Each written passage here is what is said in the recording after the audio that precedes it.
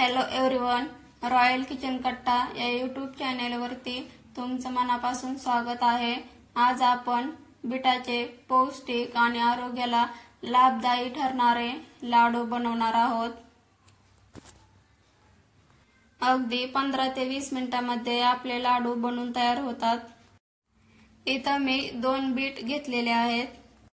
तुम्हाला जर जास्त लाडू बनवायचे असतील तर तुम्ही इथं बीट हे जास्त घ्यायचे आहेत।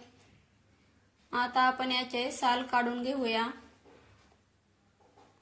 इथं आपल्याला बिटाचे लाडू बनवण्यासाठी जे बीट ताजं फ्रेश असतं ते घ्यायचं आहे। जास्त सुकलेले ही बीट आपल्याला इथं घ्यायचं नाही, कारण जे ताजं फ्रेश बीट असतं त्यामध्ये कॅल्शियम हे जास्त प्रमाणात असतं। ते आपल्या शरीरासाठी फायदेकारक असतं आणि त्या बिटाचे लाडू हे एकदम स्वादिष्ट लागतात। आता याच्या कडेचा जो जाड भाग आहे तो आपण कट करून घ्यायचा आहे।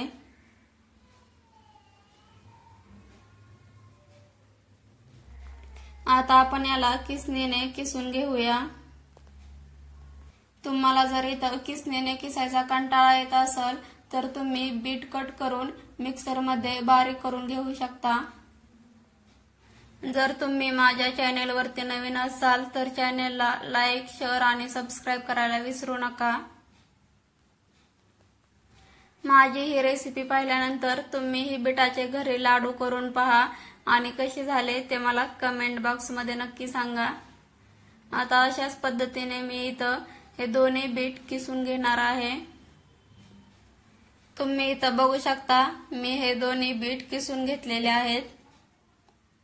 आता आपण हे एका वाटीने मोजून घेऊया, त्यामुळे बाकीचं साहित्यही किती प्रमाणात घ्यायचं हे आपल्याला समजतं।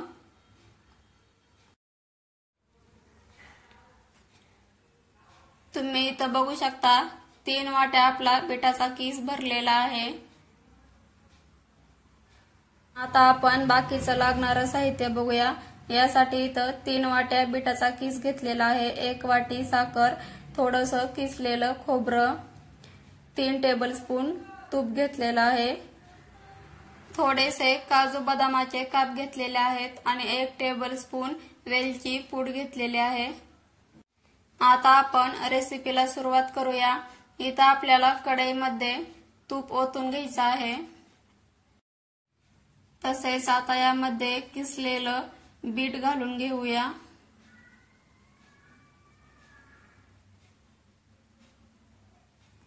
आता हे आपल्याला चांगलं मिक्स करून घ्यायचं आहे, परतून घ्यायचं आहे। बरेच जण बिटाची चव आवडत नाही म्हणून बीट खाणे टाळतात। जे विविध फळ खाल्ल्याने मिळत नाही त्या गोष्टी केवळ बिटाचे सेवन केल्यामुळे मिळते।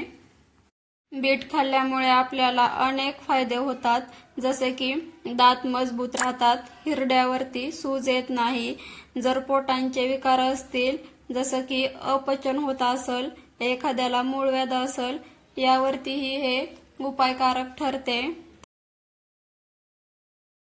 तसेच श्वसन नलिका स्वच्छ ठेवते, त्यामुळे आपल्याला धापीचा त्रास होत नाही, धाप भरत नाही, रक्तवाढीसाठी मदत होते, हाडे मजबूत राहतात। त्यामुळे आपण बिटाचे सेवन केलंच पाहिजे।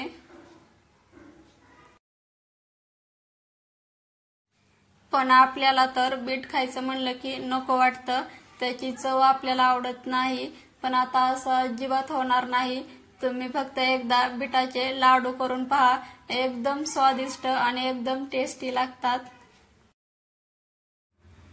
तुम्ही इथं बघू शकता आपण 2 ते 3 मिनिट याला परतून घेतलेला आहे। आता याला पाणी सुटायला लागलेलं आहे।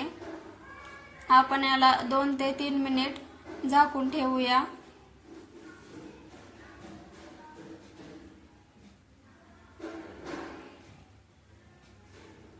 तुम्ही इथं बघू शकता 3 मिनिट झालेले आहेत। आता हे आपण झाकण काढून घेऊया। शक्यतो इथं आपण दुधाचा वापर नाही केला तरी चालतं, कारण बिटामध्ये त्याला स्वतःचं पाणी असतं। आपण त्याला जेवढं परतून घेऊ, शिजवून घेऊ, तेवढं ते पाणी सुटतं। त्यामुळे इथं आपण दुधाचा वापर नाही केला तरी चालेल।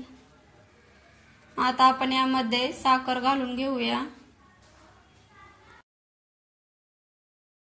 मी इथं साखरेचं घेतलेलं प्रमाण अगदी बिनचूक आहे, पण जर तुम्हाला जास्त गोड आवडत असेल तर तुम्ही जास्त साखर टाका, कमी गोड आवडत असेल तर कमी टाका।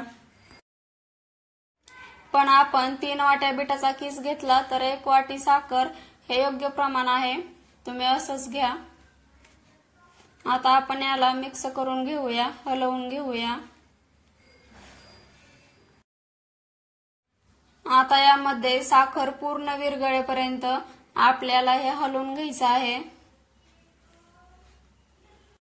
साखर जशी जशी विरघळेल तसा त्याचा पाक तयार होतो आणि आपलं बॅटर हे पातळ होतं आणि त्या पाकामध्ये आपण किसून घेतलेलं बीट हे चांगलं शिजलं जातं। त्यामुळेच आपण इथं दुधाचा वापर करायचा नाही। आता याला आपल्याला हलवून घ्यायचं आहे।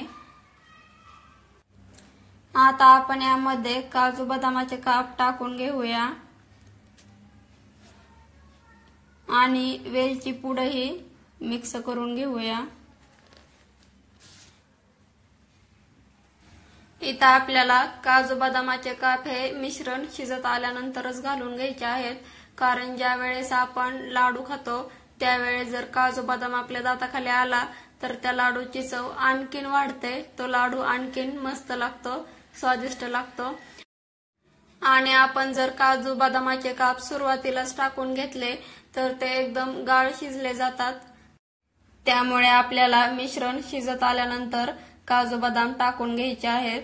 तुम्ही इथं बघू शकता पाक हा आटत आलेला आहे आणि मिश्रण हे चांगलं शिजत आलेलं आहे। आता याला आपल्याला आणखीन 2-3 मिनिट शिजून घ्यायचं आहे। ज्या वेळेस यातला पाक सगळा आटेल त्यावेळेस आपण याला काढून घेऊया। साखर टाकल्यानंतर आपल्याला गॅसची फ्लेम ही हाय ठेवायची आहे, कारण साखरेमुळे त्याला पाणी सुटतं आणि ज्या वेळेस पाणी आटेल थोडंसं राहील त्यावेळेस आपल्याला गॅसची फ्लेम ही मीडियम ठेवायची आहे। तुम्ही इथं बघू शकता साखरेचे पाणी हे आटलेलं आहे।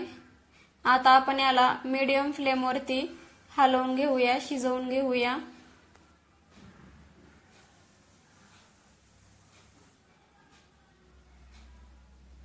तुम्ही इथं बघू शकता आपलं हे मिश्रण शिजलेलं आहे। आता आपण याला एका भांड्यामध्ये काढून घेऊया। हे आपल्याला आता थंड करून घ्यायचं आहे आणि नंतर आपण लाडू बनवायला घेणार आहोत।